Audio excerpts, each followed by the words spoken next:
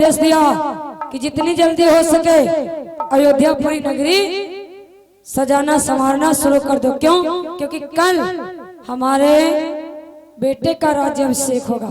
समय मुहूर्त देखा, लग्न देखा और वशिष्ठ महाराज ने बतलाया कि इस स्थिति में हमारे राघवेंद्र सरकार राजा बनेंगे।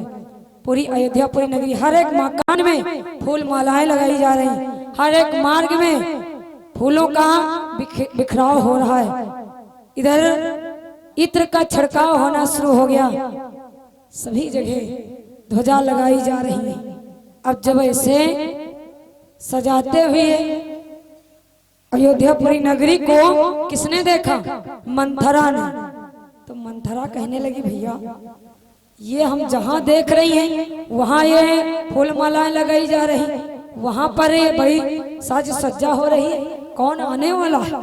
भाई कोई अतिथि मेहमान आने वाला है, जिसके स्वागत सत्कार में ये अयोध्यापुरी नगरी एकदम दुल्हन के समान सजाई जा रही। तो कहा, रे मंथरा, तुम महिलाओं की दासी होते हुए भी और मैया कैकेयी की मुख बोली दासी हो, तब भी तुमको इतना भी नहीं मालूम? अरे कल हमारे राघवेंद्र सरकार का राज्याभिषेक होगा और वो राजा बनाए जाएंगे। कल से हमारे राजा राम हो जाएंगे। अरे राम राम। जैसे इस बात को मंथरा ने सुना तो तुरंत ही उसके अंदर ऐसी जलन उत्पन्न हुई कि ऐसा एहसास हो रहा है कि उसका कुछ माल खजाना गिर गया है। बड़ी उदास हो गई, बड़ी निराश हो गई। और जब निराश हुई, बालों को बिखेर दिया, अपने पूरे चेहरे को बड़ा ही अभद्दा बना लिया और अभद्दे चेहरे से कहां पहुंची? मैया कैकेयी के भवन को।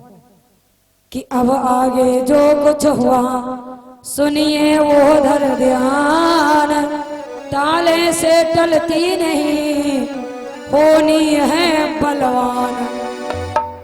कहते हैं जब होनी आती है तो किसी को नहीं छोड़ती, और ये होनी रूपी आज मंथरा कहाँ पहुंची?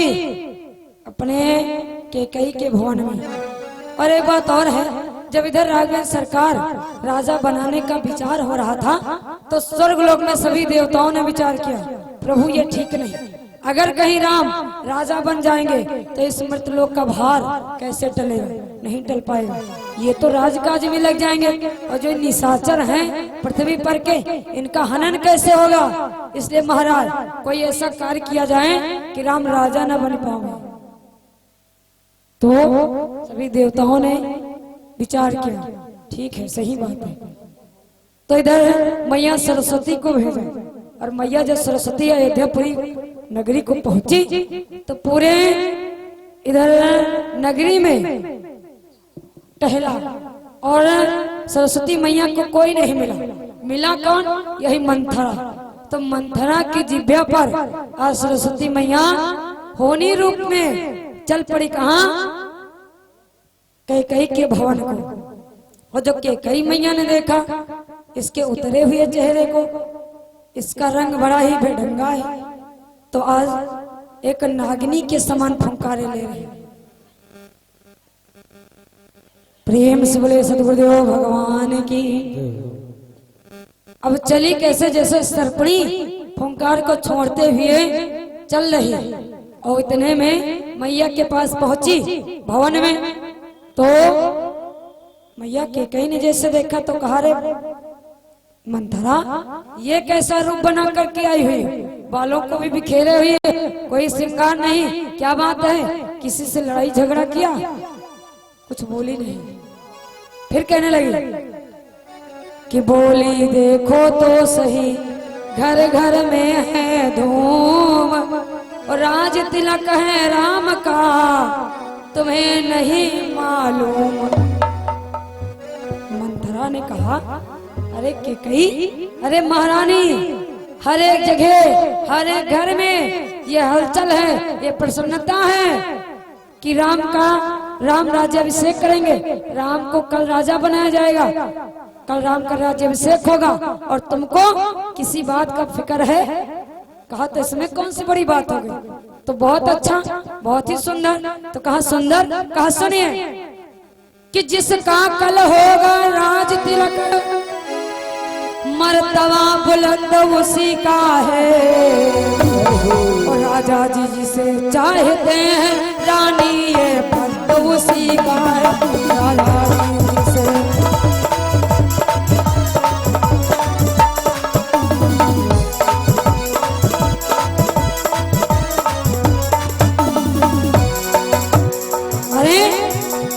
तुमको खुशियां छाई हुई हैं, तुमको प्रसन्नता हो रही है, लेकिन सुनिए कुछ कुछ तुम्हें दिखाई देता है। ये खुशी नहीं है मातम है, बजते हैं ये जो नाकार इनकी आवाजों में गम है। बजते हैं ये जो नाकार,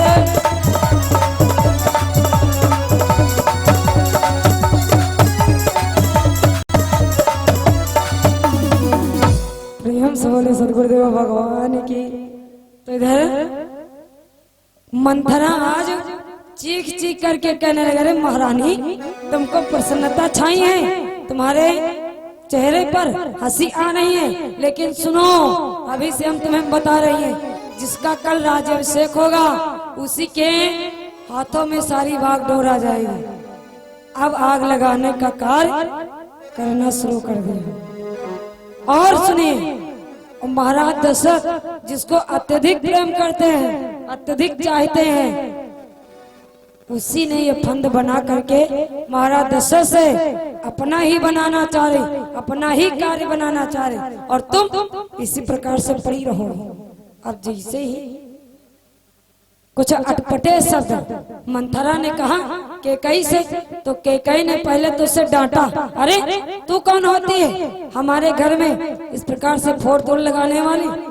और सुनो तुमने ये खुशखबरी ला करके दिया कि मेरा राम कल राजा बनेगा, तो इसलिए यहाँ से चली जा, और जिस दिन मेरा राम राजा बन जाएगा उस दिन तुझे मुंह मांगा वरदान दूंगी। और अगर तूने मेरे घर में फोड़ तोड़ कराने का प्रयास किया तो तेरी खाल खिंचा करके उसमें भूसा भरा। तब जब मंथरा की इतनी बाणी को सुना मंथरा ने, तो मंथरा चुप हो गई। मंथरा कहने लगी, अरे हम तो इनका बना सोच रही हैं और ये हमारी ही खाल खिंचा करके भूसा भराने का कार्य कर रहे हैं।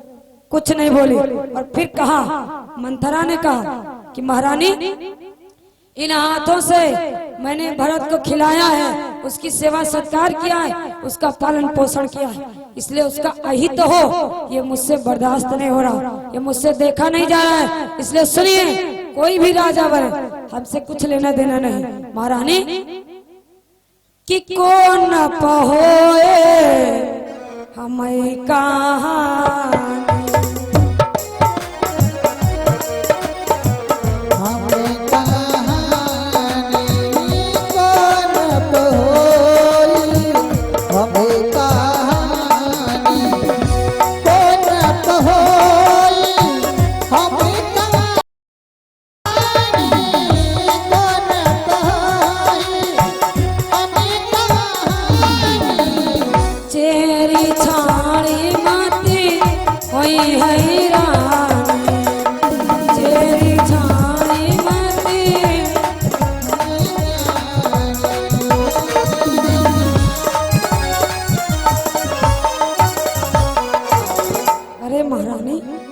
कोई भी राजा हो हमसे क्या लेना देना, लेकिन मैं भरत को अपनी माता के समान, जैसे एक माता अपने पुत्र की सेवा सत्कार करती, उसका देख रेख करती, उसी प्रकार से मैंने भरत का पालन पोषण किया। इसलिए उसके साथ में अहित हो अनहित हो ये मुझसे बर्दाश्त नहीं हो रहा। राम राजा बने या कोई और बने, हम तो दासी ही हैं, दासी ही रहेंगे, कोई भी राजा बने। और मेरी क्या पड़ी हुई है जो मैं अपनी खाल खींचा करके भूसा भरवाने का कार्य करूंगी। महारानी कोई बात नहीं, ये तुम्हारा कार्य है, तुम ही समझो। अब इतना जब कहा मंथरा ने, तो मंथरा कैकेयी मैया ने सोचा कि मंथरा नाराज हो गई और फिर मंथरा के पास पहुंची मैया कैकेयी और हाथ को रखा मंथरा के ऊपर और कहा, अरे मैया इस प्रकार से तुम नाराज क्यों हो गई हो? तुम तो हमारी मुख बोली दासी हो।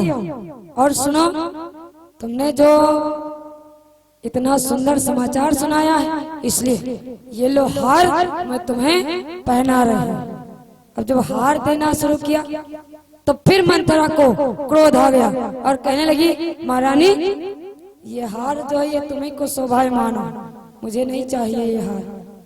अरे मेरा भरत लल्ला ननिहाल में रहे और महाराज दशरथ की चालाकी आप समझ नहीं रहे हो। भरत की ना होते हुए में राम को राज्याभिषेक कर रहे हैं। महारानी मुझे ये हार नहीं चाहिए, आप ही रखिए। अरे तुमको तो याद होना चाहिए क्या, जब तुम्हारे पिता अश्वपति महाराज से महाराज दशरथ ने तुम्हारा हाथ मांगा था तो अश्वपति महाराज को ये वचन दिया था। वचन क्या कि तुम्हारे द्वारा जो भी बालक का जन्म होगा इस अयोध्यापुरी नगरी का वही उत्तराधिकारी होगा। और आज महाराज दशरथ भूल रहे हैं और भरत को राज्याभिषेक न करके राम को राज्याभिषेक करेंगे। अब इतनी बाणी को कहा कहते हैं, रोजाना एक ही बात एक इंसान के कानों में भरोगी तो कभी न कभी तो दिमाग खराब हो जाएगा ही, नहीं? तो उसी प्रकार से बार बार जब प्रयास किया बहकाने का तो अंत में होनी काम कर गई। और हुआ क्या कि दोनों ऐसे मिल गई, काम कर गई अंत में नागिन की फुंकार। दो लगी कांपने के कई डगमग हुए विचार। तो कहा क्या, कहा हाँ आज चालाकी महाराज दशरथ करे और उस चालाकी को तुम समझ नहीं पा रही हो और किसी दिन याद करो। तो आज अंत में कौशल्या मैया ने कहा, तुम महारानी तो हे दासी मैं कौन सा कार्य करूं, मैं क्या करूं? मैया कैकेयी को इतनी भी अकल नहीं थी कि मुझे करना क्या है। यहाँ पर तो कोई दूसरा उन्हें उपाय बता रहा है, उन्हें मार्ग भटका रहा है। तो आज मंथरा ने फिर कहा, तुम्हारे पास तो बड़ा ही अच्छा मौका है। अच्छा कैसा? तुम्हारे उधार रूप में महाराज दशरथ के पास 2 वरदान पड़े हुए हैं।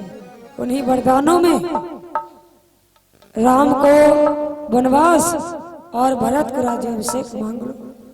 और ये वरदान थे कब के, भक्त ध्यान देंगे। इधर एक बार जब देवासुर संग्राम हुआ तो उस समय देवराज जितने भी देवता थे वो सभी मिलकर के महाराज दशरथ के पास पहुंचे। और उस समय नया नया गौना मैया कैकेयी का आया हुआ था। तो इधर बड़ा निवेदन किया युद्ध करने के लिए। तो महाराज दशरथ ने कहा, अभी हमारा नया नया गौना होकर के आया और अब हम युद्ध करने के लिए जाए। नहीं भाई, नहीं महाराज, हम नहीं जा सकते, हम नहीं जाएंगे। अब इस बात को मैया कैकेयी ऊपर अट्टालिका पर खड़ी हुई सुन रही थी। मैया कैकेयी भी वीरांगना थी। मैया कैकेयी ने जैसे सुना महाराज दशरथ युद्ध करने से ना कर रहे, तब उतर करके आई और कहने लगी, महाराज इलियो चुड़िया ये तुम आप पहन के बैठो और हम जाए रहे युद्ध करने के लिए। तो महाराज दशरथ ने कहा, हमारे सामने तुम जाओगी युद्ध करने के लिए? उन्हें प्रेरित किया युद्ध करने के लिए। किसको? महाराज दशरथ को। तो कहा ठीक है, मैं युद्ध करने के लिए जा रहा हूँ, तुम बैठो घर में, तुम का युद्ध करेगी। तब फिर मैया कैकेयी ने विचार किया, ये पूरी मन से पूरे दिलो दिमाग से ये युद्ध करने के लिए नहीं जा रहे, तो इनके साथ में हमको चलना चाहिए। तो आज मैया कैकेयी ने कहा, महाराज युद्ध करने के लिए आप जा रहे हो तो हम भी आपके साथ में चलेंगे। महाराज दशरथ ने कहा, तुम क्या करोगे? तो कहा, नहीं महाराज, हमने इतना बड़ा भयंकर युद्ध देखा नहीं, तो उस युद्ध को हम देखने के लिए चलेंगे। तो महाराज दशरथ ने कहा कोई बात नहीं, चलिए। तो आज चल पड़े कि लड़न चले जब दशरथ ज्ञानी,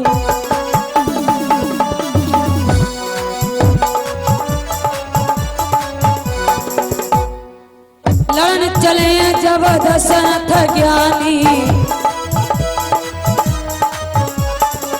संगमा चली कह कही रानी, संगमा चली कह कही रानी।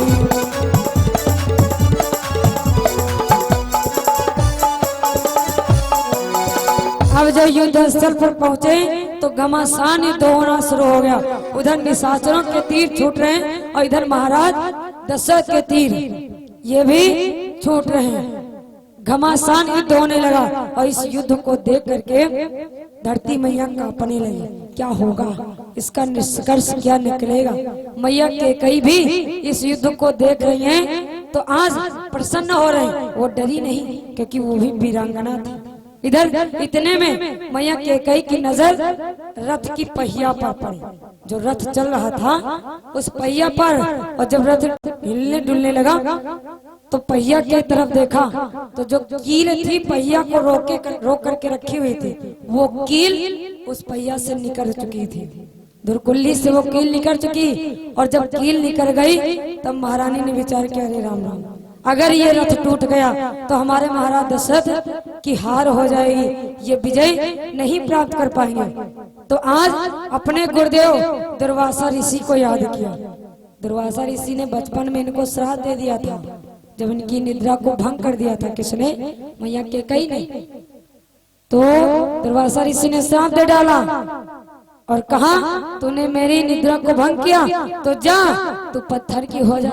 अब इस बात को जैसे अश्वपति महाराज ने सुना तो कहा, महाराज आपने, ये तो छोटी बच्ची है और बच्चों से कैसा क्रोध, बच्चे तो अनभिज्ञ होते हैं, उनको किसी प्रकार की अकल नहीं होती, उनको क्या पता है आप कौन आए हुए हैं कौन नहीं आए हुए। महाराज ये छोटी सी बच्ची, इसको क्षमा करिए, और ये फिर पराया धन है, ये हमारे घर में रुकने वाले भी नहीं, इसलिए महाराज आप उपाय करिए, कृपा करिए। तो दुर्वासा ऋषि ने फिर आशीर्वाद दिया, कहा पत्थर तो होगी लेकिन जब ये चाहेगी तब ये इसका शरीर पत्थर का हो जाएगा। तो आज दुर्वासा ऋषि के वचन को भी सत्य करना चाह रहे कौन? मैया के। तो अपने गुरुदेव दुर्वासा ऋषि को याद किया कि महाराज यदि आपकी वाणी सत्य है और आप संत स्वरूपा हैं तो मेरी उंगली पत्थर की हो जाएगी। इतना कहा और धुरकुल्ली की जगह पर, कील की जगह पर मैया ने अपनी उंगली लगा दी। अब उसी प्रकार से फिर रथ चलना शुरू हो गया। और अंतोगत्वा महाराज दशरथ की विजय हुई, और जब विजय हुई सभी निश्चरों का हनन किया तो इधर मैया के कई के पर जब दृष्टि पड़ी महाराज दशरथ की, तो उनके पूरे बदन में, सारे शरीर में पसीना ही पसीना, बड़ा पसीना। तो महाराज दशरथ ने देखा तो कहा, विचार किया कि इतना बड़ा युद्ध पहली बार देख रहे हैं, इसलिए इनको पसीना आ रहा है। और फिर जब दृष्टि पड़ी हाथ पर तो कहा, रे राम राम, धुरकुल्ली की जगह, उस कील की जगह पर मैया के कई ने, मेरी रानी ने अपनी उंगली को लगा करके रखा हुआ। तब महाराज दशरथ ने, उसके हृदय में बड़ा ही स्नेह, बड़ा ही प्रेम बढ़ा और मैया के कई से कहा कि प्रिय, तुम्हारे ऊपर मैं आज बड़ा खुश हूँ, अगर तुम ना आती तो शायद इस युद्ध में मैं जीवित न रहता। ये रथ का पहिया निकल जाता तो मेरा रथ टूट जाता और मैं यहीं पर समाप्त हो जाता। इसलिए तुम मुझसे कोई वरदान मांग लो, हम बहुत ही प्रसन्न हैं आपके। तब मैया के कई ने कहा, महाराज इसकी क्या आवश्यकता है, जब लेना होगा तो ले लेंगे। आज उन्हीं वरदानों को मंथरा याद करा रहे हैं। मंथरा वहां पर थी नहीं, लेकिन ये बता कौन रहा है, क्योंकि सरस्वती मैया उसकी जिह्वा पर विराजमान है। किसकी? मंथरा की। तो कहा मैया उन दो वरदानों में मैं मांगूंगी क्या? कहा सुनिए, और ऐसे वरदान मांगियो न ले हो कि महाराज दशरथ तुमका बहला फुसला के काम खत्म कर दे, वो वरदानों को हटा दे, कोई दूसरा वरदान मांगने के लिए कह दे। तो कहा कैसे? कहा सुनिए, उसमें मांगना क्या है तुम्हें कि सुतहि राजोरा मही बनवासु, सुतहि राजोरा मही बनवासु, देहु ले सवती हुलासु।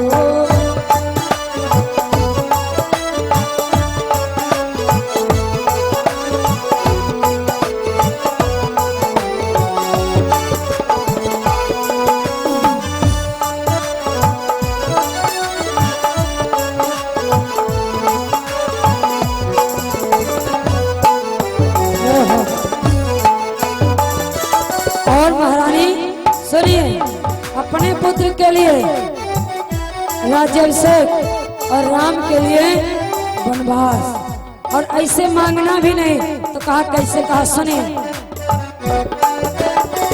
भूपति राम शपथ जब करहि, तब मांगो जेहि वचन न करहि।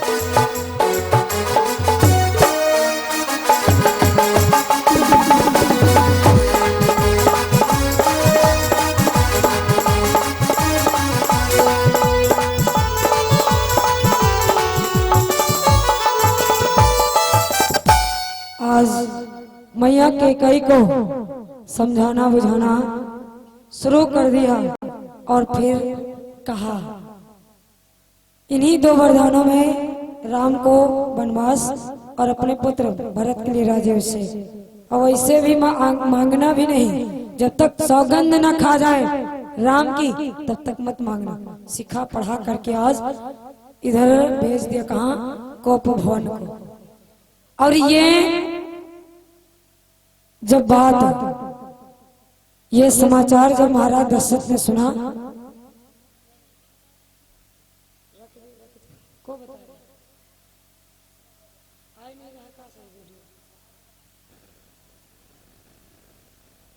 प्रेम से बोले सदगुरु भगवान की, हनुमान जी महाराज की।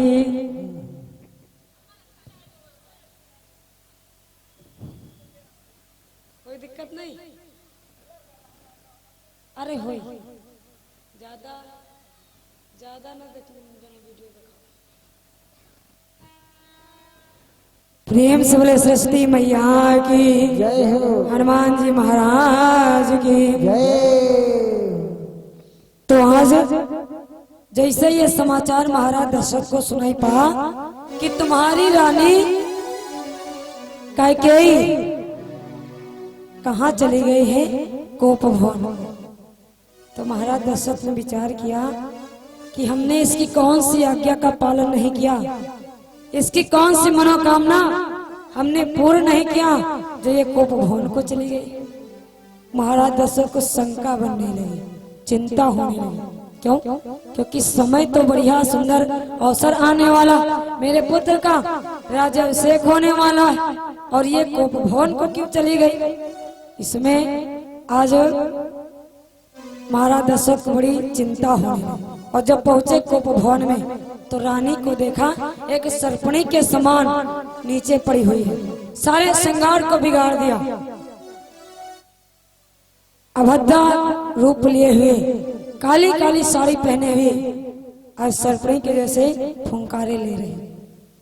महाराज दशरथ पहुंचे, कहने लगे अरे प्रिय, सब जगह आनंद हो रहा है, सब जगह परमानंद हो रहा है, उत्सव मनाया जा रहा है, मेरे पुत्र का राज्याभिषेक होगा, और आज आप इस प्रकार से बड़ी ही उदास और इस कोप भवन में आ गई, बात क्या है? प्रिय सुनिए, अगर किसी ने तुम्हारे ऊपर को दृष्टि डाले हो तो मैं उन आंखों को फुड़वा दूंगा, और यदि किसी ने कुछ जुबान चलाई हो, कुछ अपशब्द तुम्हें कहे हो, तो मैं उसकी जुबान ही कटवा दूंगा। बताइए किस कारणवश इस कोप भवन में आई हुई हो, बात क्या है? इसलिए सुनो देवी, कल मेरे पुत्र राम का, तुम्हारे पुत्र राम का राज्याभिषेक होगा और तुम यहाँ पर हो, इसलिए सुनो कि उठ कर 16 श्रृंगार करो, क्यों धूल धूसरित हो।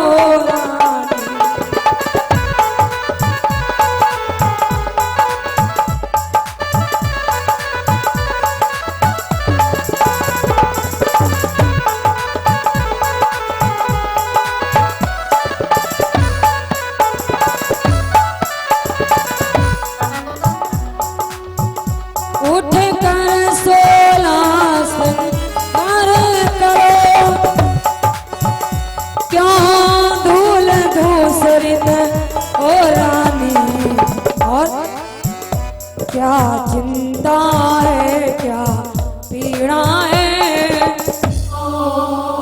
क्या चिंता है, क्या पीड़ा है, कुछ तो कैसे बोलो रानी।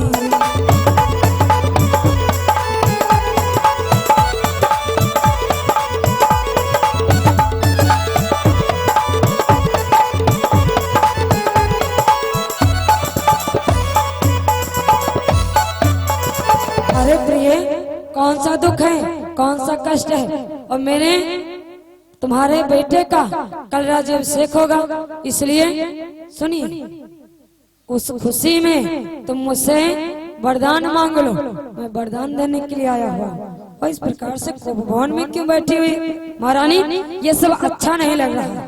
अब जिस वरदान मांगने की बात कही तो महारानी ने कहा, महाराज जो पिछले वरदान पड़े हुए हैं पहले उनको पूरा करो, उसके बाद में तुम वरदान देना। कहा क्या? कहा और क्या?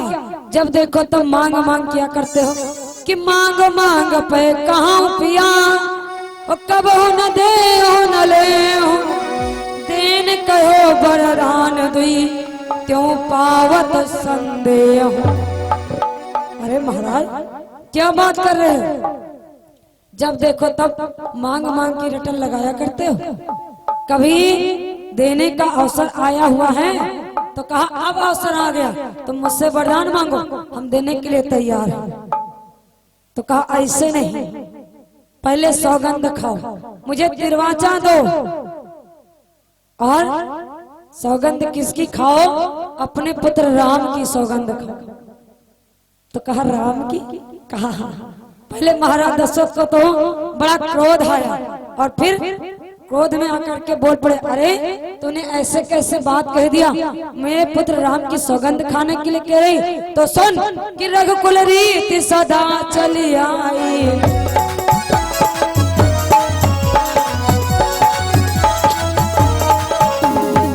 रघुकुल रीति सदा चली आई, प्राण जाई पर बचन न जाई।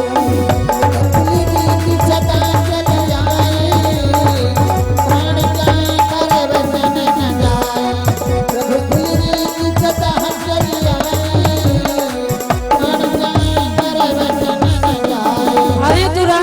सौगंध खाने के लिए कह रही है आज, और हमारे पूर्वजों से ये रीत चली है।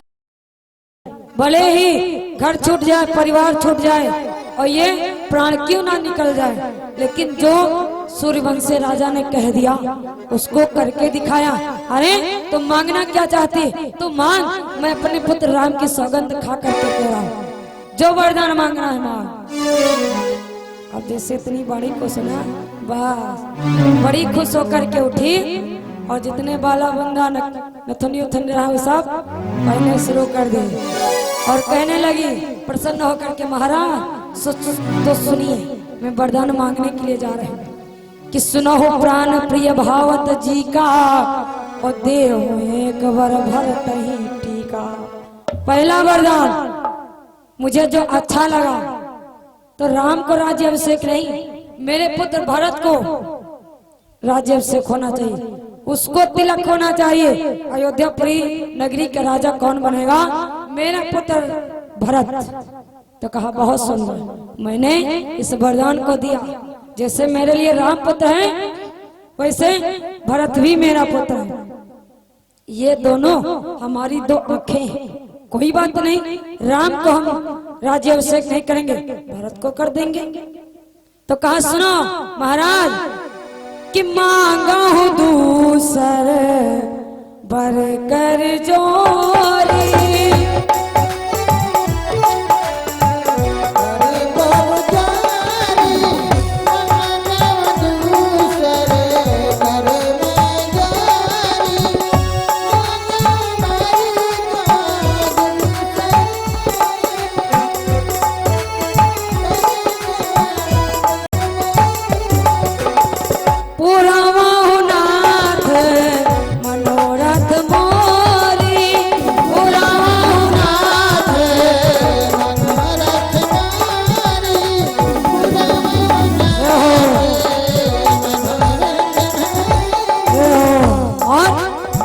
मांगना क्या है,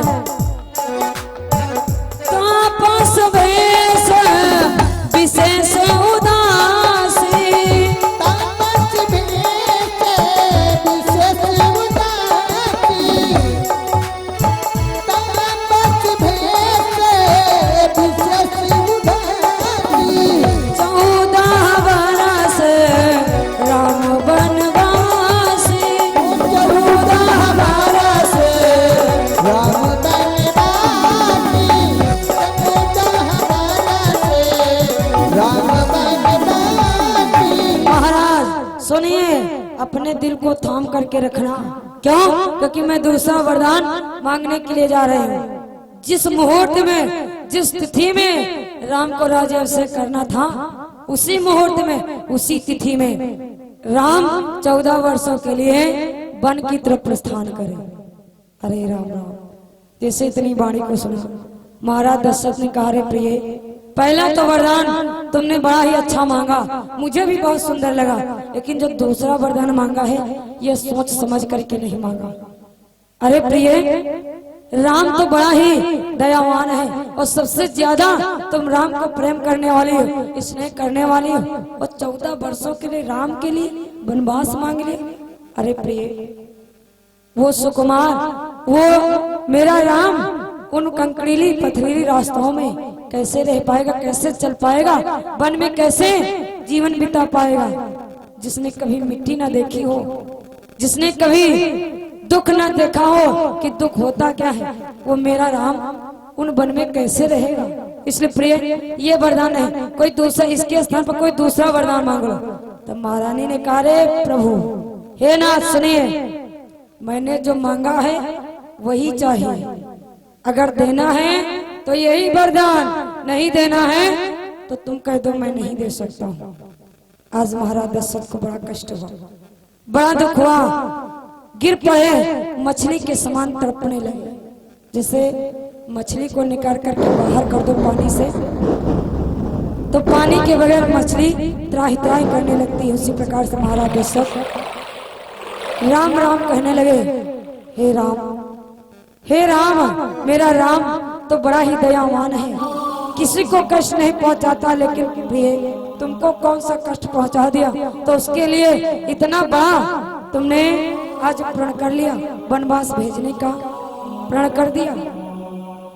महाराज दशरथ रोने लगे, पृथ्वी पर विलाप कर रहे पड़े पड़े और कहने लगे कि कहीं तूने जो किया है वो अच्छा नहीं किया है, और मेरी हान नहीं हो रही है, ये तेरी ही हान हो रही है। और सुनिए, जिस दिन मेरा राम मुझे छोड़ करके चला जाएगा, उस दिन तुम मुझे भी नहीं पाएगी। और तू किसी का नहीं अपमान कर रही, तू अपनी मांग का अपमान कर रही है। क्यों? क्योंकि मेरी ही वजह से तेरी मांग का सिंदूर बरकरार है। अगर मैं नहीं रहूंगा तो तेरी मांग का अपमान हो जाएगा, तुझे कोई पूछने वाला नहीं, तेरा बड़ा अपमान होगा इस संसार में। हे प्रिय, अब भी समय है, संभल जा। तो कहा नहीं महाराज, मैंने जो कह दिया सो कह दिया। आज महाराज दशरथ रोने लगे और रोते रोते विलाप करने लगे, कहने लगे क्या कि कई तूने लूट लिया दशरथ के खजाने